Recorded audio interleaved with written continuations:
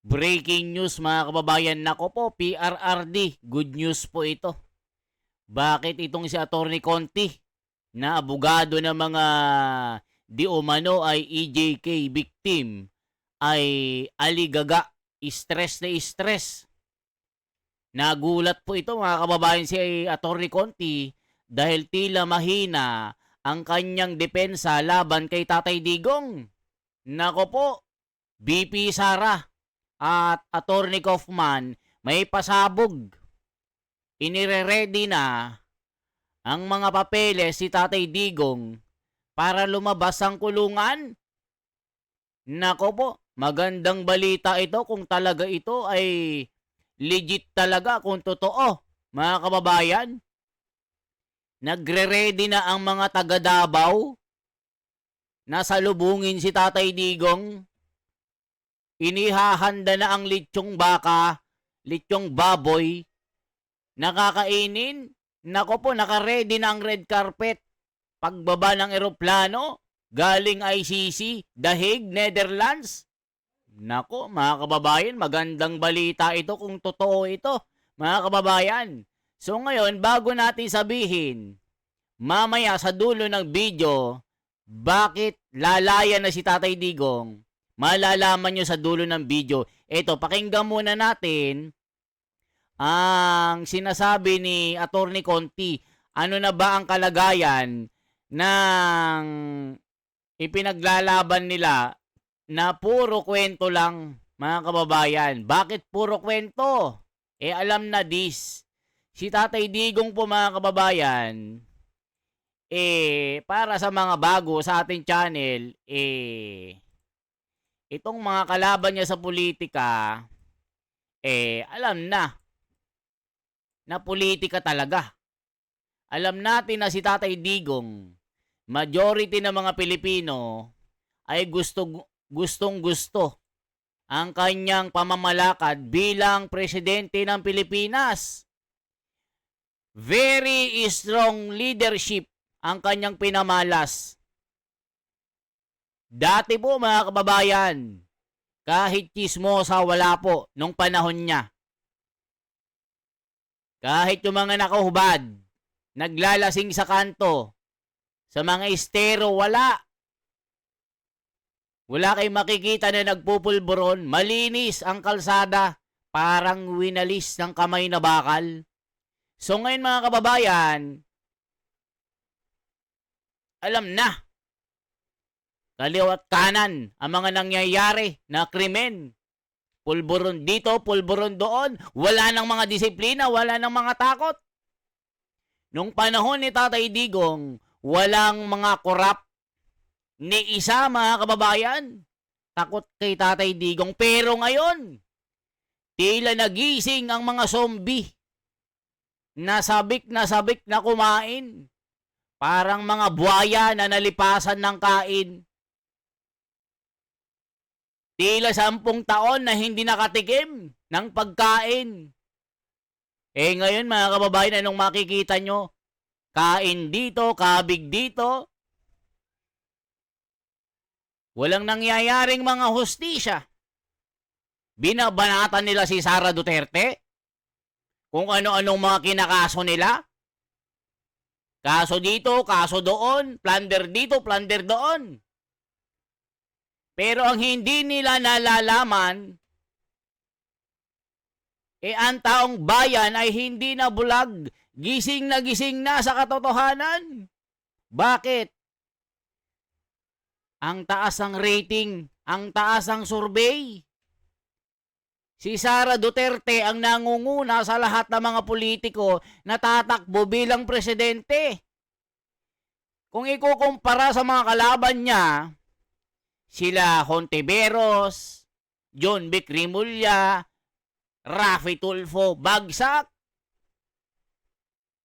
Pinulot sa basurahan na kangkungan ang kanilang mga pangalan. Pero si Sara, parang missile.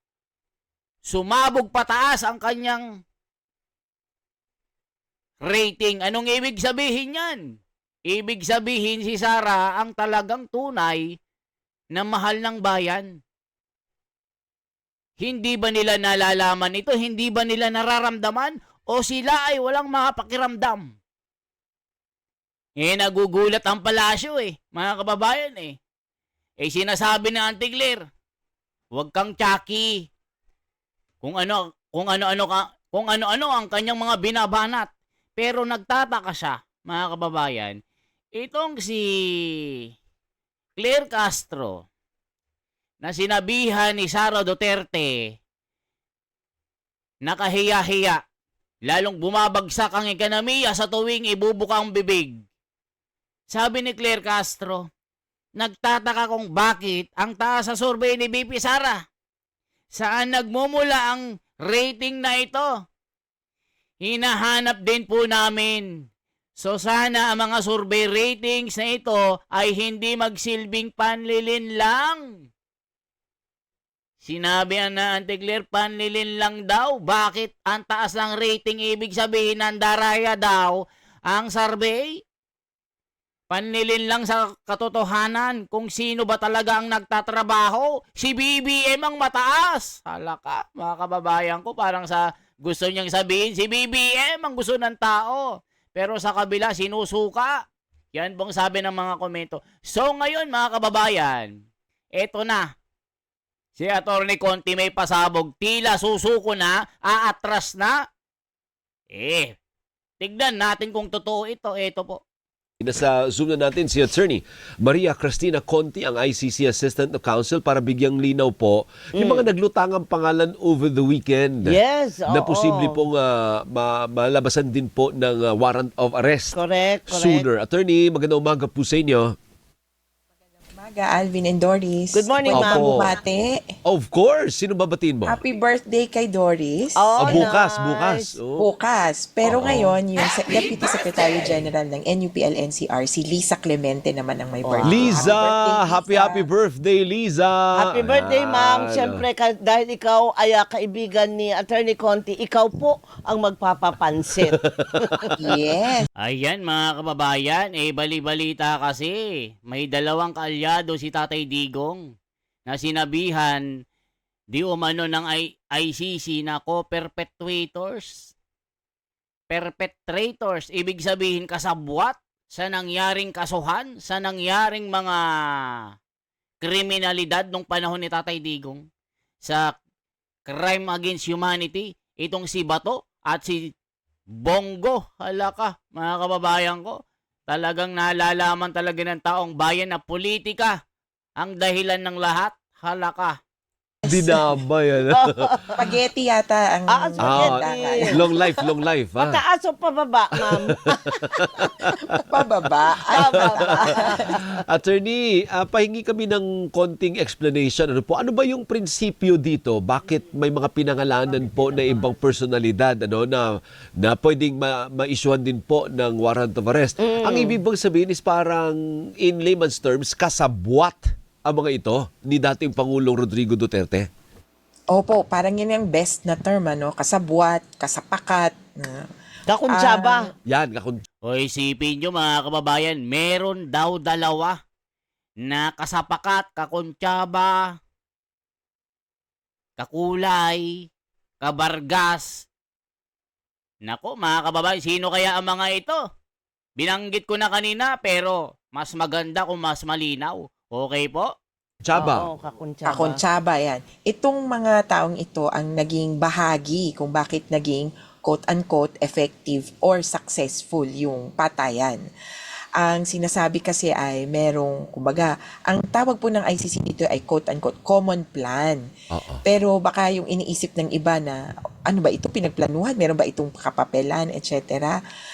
Hindi pa ganun ang, kumbaga, ang itsurahan nito, no? Nanonood na nga ako ngayon ng mga krimen-krimen para paano ba pinaplano nga talaga? Hindi naman kasi umuupo yan sa board meeting tapos kumbaga gagawa ng resolution. Yan ay paisa-isa na utusan mo ito, utusan mo ito. May patsi-patsi na kumbaga instructions o kaya may grupo-grupo na ito ang task. Kaya, sabi dun sa document containing the charges, yun yung information, equivalent ng information sa atin, kung saan nakalagay ang sakdal. Sabi sa sakdal, itong mga taong to ay naging involved doon sa quote-unquote common plan at one point or at all points during the period covered. Ayan mga kababayan, ito daw yung mga sinasabi na task by task nung panahon ni Tatay Digong ang mga nangyari. Na sinasabi nila na napagkaitan daw ng batas ng kamay na bakal ni Tatay Digong. Kaya ito daw yung mga perpetrators, kasabwat. Paano naman Atty. Conti? Yung mga nadali, yung mga adik, nagpupulburon, yung mga bata na napagsamantalahan dito. Paano naman sila? Paano naman sila bibigyan ng human rights ang katarungan? Kung ang mga pinagtatanggol nyo dito ay mga pulburon, gumagawa ng katarantaduhan. So ang gusto lang naman ni Tatay Digong, madisiplina ang mga gumagawa ng hindi tama sa kapwa-tao para maging malaya ang mga Pilipino, maging progresibo ang bayang Pilipinas, mawala ang mga kawatan, mawala ang mga buhaya, mawala ang mga gumagawa ng krimen. Paano yung mga pinasok sa bahay? Paano yung mga pinagsamantalahan ng mga kababaihan? Nagawa ng paggamit ng pinagbabawal na pulburon. Paano nyo bibigyan ng konteksto ito? Paano nyo bibigyan ng naratibo para maging pantay at patas ang pagtingin nyo? Ang nangyayari kasi mga kababayan, politika. Bumabawi sila dahil hindi nila gusto ang ginawa ni Tatay Digong. Marami siyang tinamaan nung kanyang kamay na bakal nung siya ay nanunungkulan bilang presidente. Itong mga nagsasalitang ito mga kababayan, natamaan talaga ng polisiya ni Tatay Digong. Gaya ngayon mga kababayan, yung mga group effort, yung mga matataas opisyal. Sinasabi pa ni, nung boss nila, wala siyang kinalaman. Pero, alam na sabi ni Franklin Drilon, posible naman yan. Diba? Tuloy pa natin. Kasi, hindi naman po sila lahat, kumbaga, sabay-sabay ng pasok doon sa, kumbaga, eksena. Opo, pero hindi uubra yung hugas kamay. Actually, yan ang sagot ni former Justice Secretary Vitaliano Aguirre. Wala akong kinalaman dyan. Wala nga akong alam dyan sa mga sinasabi ninyong plan na yan.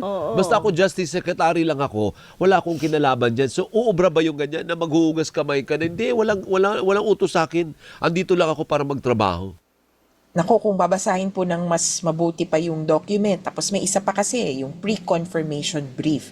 Dalawa po itong dokumento na naglalatag ng ano ba yung nangyari. Yung role ni Aguirre ay nakalatag na mula pa nung DDS, alam na niya, meron siyang suggestion kung paano pauunlarin o gagawing effective yung plano, and then saka siya naging Secretary of Justice. Ayan mga kababayan, isinasama pala dito si dating Secretary of Justice Vitaliano Aguirre. Sinabi ni Aguirre, wala siyang kinalaman.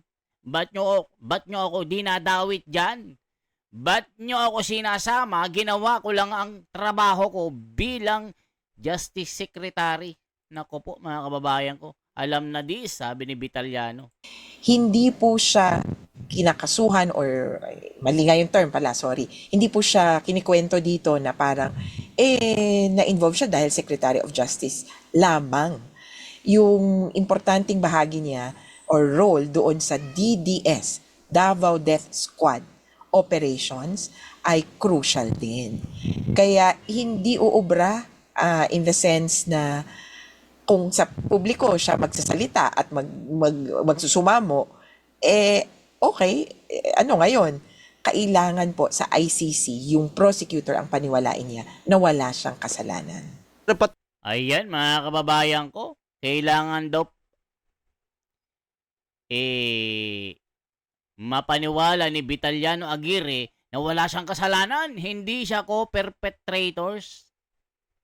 Nako, mga kababayan ko, ano sinasabi ng mga tao? Ito po ang mga pasabog na mga komento. Sana mahuli at makulong yung kasapakat na ni Digong Sawar sa Pulburon at EGK para managot sa ginawa nilang pagpategi na parang tumitegi lang ng manok. O, ay ito yung mga natamaan po ng mga kamay na bakal na hindi nila gusto ang ginagawa ng mabagsik na presidente na may pagmamahal sa Pilipinas. Ano ngayon? Ano naman ngayon, mga kababayan? Yung kasalukuyan. Ayan, napakaluwag. Bulsa dito, bulsa doon. Halaka. Grabeng pagkamuhi. Kahit naging former president, hindi na din applicable ang naging innocent until proven guilty. Duterte na lang ang tawag. Prejudge na ito. Bakit pa nililitis? Sabi ni Ana Lema. Replay kaya lahat mga video ng mga nasa poder pa sila. Sana replay parati yung mga video na yan. Nagyaya mang lips na mudoy. Kung may pera may galawan, kung pera tahimik lang sa likod nito ay karma, halaka. Sabi ni Harlem Braem. Kung ganon, si Magalong ay dapat isama, halaka, mga kababayan ko. Si Magalong daw isama, sabi ng mga nagko-comment dito. Ituloy pa natin. Pati po si Senator Bongo. Oo. Na alam naman natin na napakalapit dati sa dating Pangulo. Sobra. Hugas kamay din. Sabi niya, wala akong kinalaman dyan. Wala akong ideya. Oh. Kaso may nakalagay din na naging bahagi siya nung reward system at hindi naman niya maitatanggi, kasama talaga siya simula pa noong Davao era, kumbaga ni Duterte. Yung mga participation ng mga ito ay in various ways. Tumutulong sila na i-facilitate ang reward system. Yung iba naman, para siguraduhin, ito importante ito para siguraduhin walang managot. Kaya yung statements nila, lalo na ni Aguirre, may ilang statements na tinutukoy na sinabi ni Aguirre, yung statements nila ang nag-create ng atmosphere or ng environment para maging effective yung national policy or yung common plan na sinasabi. Pero attorney, kung ang depensa lang nila unang-una, wala kaming kinalaman dyan, hindi ako sangkot dyan.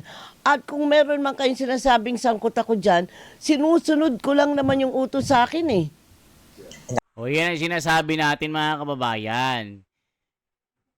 Gumaganap lang ang trabaho si Justice Aguirre nung panahon ni Tatay Digong. Hindi siya, dyan, tawag lang ito ng tungkulin, sabi ng mga tao, ito si Doris Brigornia nga eh.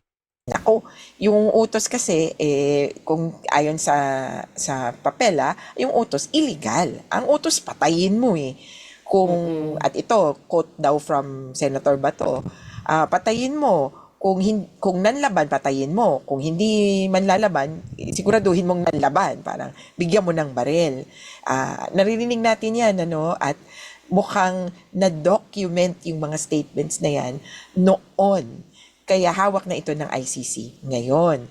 Yung ganong statements kasi, nagsasabi na wala kang lusot. Kung ikaw ay napaghinalaan, napunta sa drug list, patay at patay ka kahit anong mangyari. Gagawan ng paraan para mag-figure in ka o sa isang drug operation.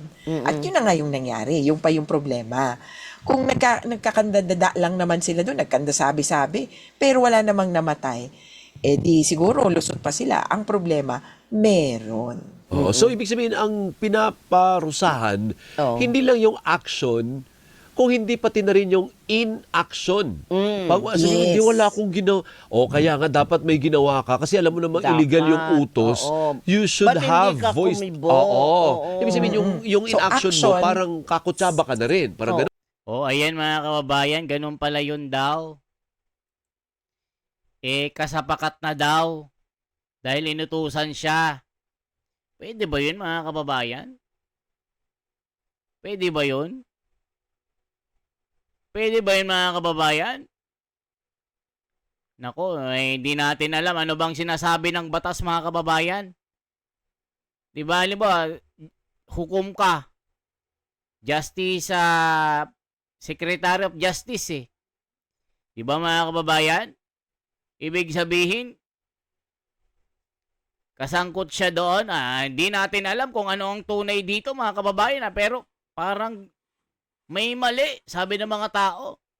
Bakit isasama nyo si Bongo, si Bato at si Aguirre? Ala ka, mga kababayan ko. Ganun. Oo, action, salita, at inaction. Lalo na yung inaction kasi, ikaw dapat yung kumilos. So yung tinukoy na tatlong head, NBI, PIDEA, at DOJ, itong tatlong to ang dapat kumilos doon sa mga report ng malawakang patayan. Pero hindi nila ginawa yun at bagkus, kinover up pa. In a sense na, okay na to, may nakasuhan na, Carl Kian, na tipong sapat na yon. Ang pag-characterize ng killings bilang individual cases or parang ang tawag nila noon, isolated incidents, ay bahagi ng kwento or bahagi ng patakaran. One last, attorney. So do you expect a warrant of arrest will soon be issued against these personalities kagaya nung nangyari kay dating Pangulong Duterte? I would expect yes against any or all of them. Kasi magkakasama sila. Ang thing lang sa ICC, dapat ikaw yung pinaka-responsable. May kapangyarihan na pigilan o itigil yung i-prevent or itigil yung mga kaganapan. So, Okay. pili na lang tayo dyan kung sino yung tingin yung pinaka-responsable. Hindi, pero pwede pa bang arestuhin yun? Di ba after the former president was arrested and brought to the Netherlands, hindi ba may naglabas na parang guidelines kung paano ba yung i-execute yung mga ganyan? O pwedeng gawin ng administrasyon yung ginawa kay dating Pangulong Duterte?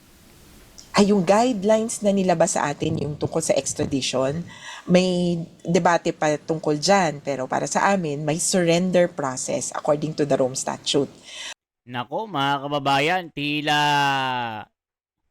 ito ang sinasabi nila mga kababayan kung ano ang ginawa nila kay Tatay Digong na pagharas, pagkidnap, paghuli, kung paano yung proseso ay maaaring mangyari kay General Bato, kay Senator Bongo at Aguirre. Parang ganun mga kababayan Ano masasabi nyo?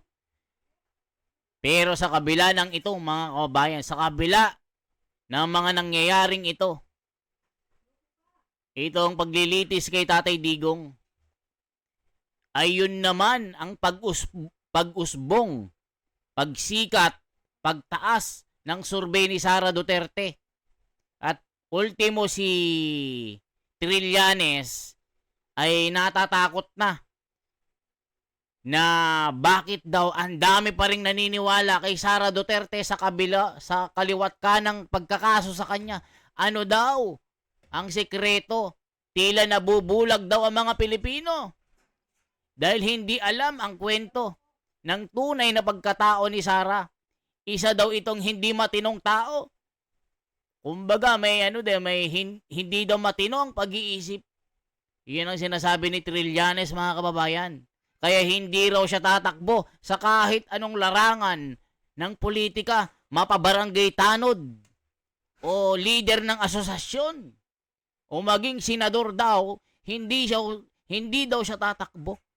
Kasi kung si Sara ang maging presidente, siya ang unang kakastiguhin. Hinulaan niya ang mangyayari sa kanyang buhay. Na-predict niya ang mga magaganap. Pag si Sara ang umupo bilang presidente, nararamdaman nila na ito ay mananalo. Tignan niyo si Juan Bol, na checkmate ni Marcoleta. Na checkmate si Lacson, na checkmate itong si Carpio. Kinakalaban nila ang Korte Suprema. Ngayon, kinasuhan ng indirect contempt. Pati yung lolo pala, na grandfather, na abogado, ni Tito Soto, ay na-contempt noon. 1949, isang senador lumaban din sa Korte Suprema, kaya kinasuhan din.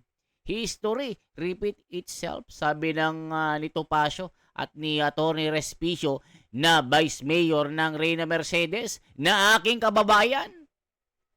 Okay po mga kababayan. Pag si Sara Duterte, ang panalo, eto na, uuwi si Tatay Digong. Naka-ready na mga papeles, naka-ready na ang ticket, naka-ready na ang red carpet, naka-ready na mga lechon. Ang buong Davao, sasalubong sa airport. Ako pupunta doon mga kababayan. Pupunta ako doon mismo, magdadala ng kahit anong pasalubong para magbigay ng pagpupugay sa kanyang katapangan at pagmamahal sa bayan. Pag nanalo si Sara, malamang mga kababayan, panalo si Tatay Digong, makakauwi ito at lulundag ang buong Pilipino. Buong mundo magugulat dito. Kaya lahat ng mga kumalaban kay Tatay Digong, alam na, nanginginig na, kaya pinagtutulong-tulungan si Sara Duterte. Ang dami nila. Hindi nila matalo. Survey pa lang, tataka sila sa Anticler. Bakit? Ba't ang taas niya? Hindi ba nakikita ng tao na si BBM yung nagtatrabaho? Wow. Pinagdudahan pa yung survey?